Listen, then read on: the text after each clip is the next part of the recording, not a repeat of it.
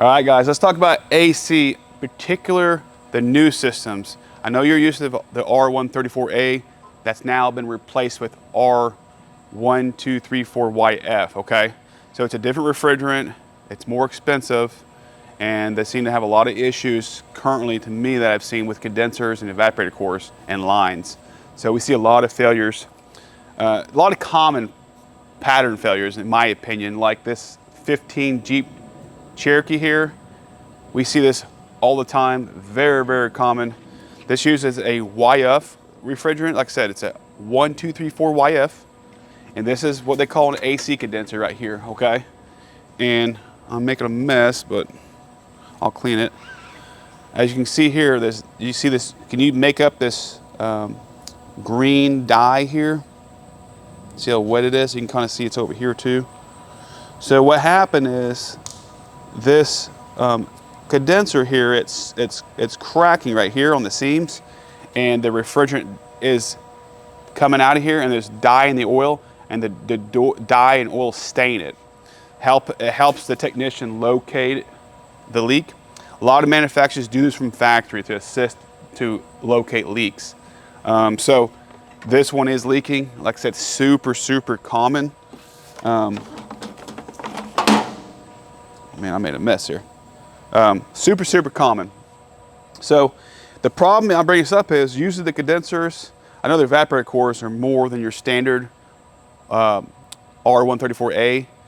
Condensers are too, they're a little more pricey because there's supposed to be a spec, and they've changed it.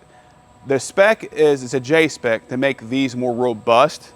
The reason being is they know if you get in a collision, these tend to break and mold and all that stuff and bend and stuff. They're trying to prevent them from breaking for the gases to get out, because the gas, believe it or not, on the YF is actually flammable.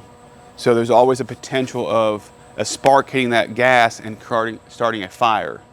So they came out with some new specifications for how robust these are.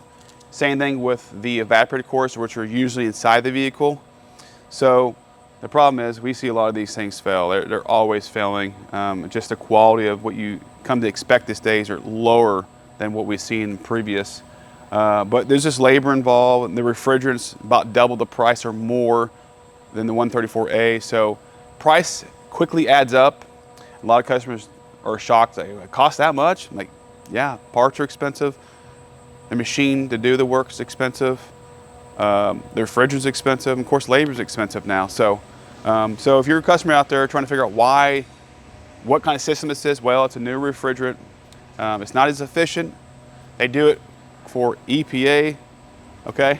I do that because the license for 134A was up. I think DuPont's like, let's do a new refrigerant so we can license out and get a bunch of money. That's my opinion. You know, if you know what I'm talking about. But just, you have to pay more, and it's not as efficient, and it's flammable. So it's kind of scary at the same time. So want to at least bring in here, let you know, make you aware of this type of system, kind of things we have to look out for, but they're very, very common for leaks. You know, R134 or 134A's leaks also, but to me, the YFs have more leaks than I've been seeing lately. So anyways, got any questions? Put them below. Until next time, see ya.